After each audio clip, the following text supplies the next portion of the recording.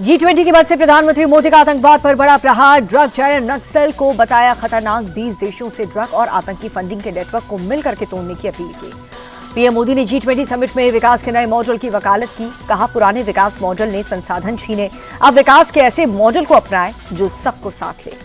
South Africa में global leader से मिले प्रधानमंत्री मोदी। इटली की पीएम जॉर्जिया से भी मुलाकात हुई। ब्राजीली राष्ट्रपति डी सिल्वा को गले लगाया। यूपी में एसआईआर के बीच मुख्यमंत्री योगी आदित्यनाथ के प्रदेश के सभी डीएम को आदेश, अवैध घुसपैठियों की पहचान करके तुरंत कार्रवाई करें।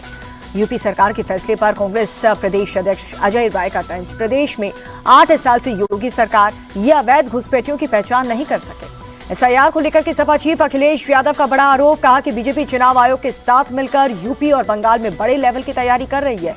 हम पूरी तरह से अलर्ट मोड पर हैं। अखिलेश के आरोपों पर ब्रजेश पाठक का जवाब। कहा कि ट्रांसपेरेंट लिस्ट होना हर नागरिक की ड्यूटी है। इलेक्शन कमीशन उसी दिशा में काम कर रहा है। बीजेपी सांसद प्रवीण खंडेलवाल भी अखिलेश पर भड़के। जनता उन्हें लगातार नकार रही है, इसीलिए ऐसे बयान देने को मजबूर है। एसआईआर को लेकर के राजस्थान कांग्रेस भी परेशान है। नेता प्रतिपक्ष टीकाराम जूली बोले, एसआईआर की आड़ में हर विधानसभा में कांग्रेस के 5 से 10 हजार वोट काटना इनका मकसद है। बंगाल में घुसपैठ के खिलाफ बड़ी कार्रवाई। 1720 अवैध प्रवासियों को हकीमपुर बॉर्डर से डिपोर्ट किया गया। बंगाल के नदिया में एक और बीएलओ की आत्महत्या। सुसाइड नोट में एसआईआर का प्रेशर बताया। एसआईआर को लेकर के ममता बनर्जी के आरोप पर बीजेपी का पलटवार। गौरव भाटिया बोले, घुसपैठियों के सहारे ही उनकी सरकार का वजूद है, इसीलिए एसआईआर के खिलाफ दुष्प्रचार। टीएमसी विधायक हुमायूं खबीर के बयान पर यूपी में डिप्टी सीएम केशव प्रसाद मौर्य का पलटवार। कहा कि बाबर के नाम पर एक भी ईंट नहीं रखने दी जाएगी। देश से घुसपैठियों को चुन चुन कर निकालेंगे। 14 दिसंबर को रामलीला मैदान में एसआईआर पर कांग्रेस की रैली को लेकर के जेडीयू का तंज। बिहार हार के बाद भी कांग्रेस नहीं सुधरी तो उनकी मुश्किल और बढ़ेगी। राहुल गांधी की मांग पर ही एसआईआर शुरू किया गया। रामलीला मैदान में कांग्रेस की रैली पर बोले प्रहलाद जोशी। आरएसएस चीफ मोहन भागवत के हिंदू वाले बयान पर सियासत हाई है। कांग्रेस नेता विजय वडेट्टीवार बोले, बीजेपी आरएसएस का सिर्फ एक एजेंडा, हिंदू बोलते रहें, धर्म के नाम पर चुनाव जिताते नहीं। सम्राट चौधरी ने गृह मंत्रालय का चार्ज संभाला। कहा कि बिहार में अपराधियों की खैर नहीं है, क्रिमिनल्स को यहां से जाना ही होगा। बिहार के गृह मंत्री सम्राट चौधरी की दो टूक, लॉ एंड ऑर्डर से कोई समझौता नहीं होगा। नीतीश जी के नेतृत्व में सुशासन कायम रहेगा। सम्राट चौधरी के गृह मंत्री बनते ही अपराधियों पर एक्शन शुरू। बेगूसराय में कुख्यात शिवदत्त राय का एनकाउंटर हुआ। हिस्ट्री शीटर के पैर में गोली लगी। बीजेपी को गृह विभाग मिलने पर प्रदेश अध्यक्ष दिलीप जायसवाल बोले, कानून का शासन हमारी प्राथमिकता। नीतीश जी ने इस काम के लिए बीजेपी पर भरोसा किया। जेडीयू नेता नीरज कुमार ने कहा कि नीतीश कुमार के लिए कोई भी पोर्टफोलियो मायने नहीं रखता। नीतीश कुमार इस सरकार के सर्वे सर्वा हैं। बीजेपी को गृह मंत्रालय मिलने पर बोले केंद्रीय मंत्री जितिन राम मांझी, बिहार का विकास करना है तो कानून व्यवस्था बेहतर होना जरूरी है। उपेंद्र कुशवाहा के बेटे दीपक प्रकाश ने भी पंचायती राज मंत्री का पदभार संभाला। विभाग के अधिकारियों के साथ नई योजनाओं पर चर्चा की। 25 नवंबर को नीतीश कैबिनेट की पहली बैठक होने जा रही है। नई विधानसभा का पहला सत्र बुलाए जाने के फैसले पर मुहर लगेगी। बिहार में मिली हार के बाद कांग्रेस के में घमासान शुरू। सांसद तारिक अनवर ने प्रदेश कांग्रेस कमेटी से बैठक बुलाने की मांग की है। बिहार हार को लेकर के लीडरशिप गंभीरता से ले रही है। कांग्रेस नेता अखिलेश प्रसाद बोले, राजनीति में निराशा की कोई जगह नहीं है, लड़ने के लिए तैयार रहना चाहिए। तेलंगाना पुलिस की बड़ी सफलता, 37 अंडरग्राउंड माओवादी कैडर ने सरेंडर किया। पिछले एक साल में तेलंगाना में 465 नक्सलवादियों ने सरेंडर किया। कर्नाटक के सीएम सिद्धरामैया ने पीएम मोदी को लिखा खत। एमएसपी खरीद और एथेनॉल नीति में हस्तक्षेप की मांग की।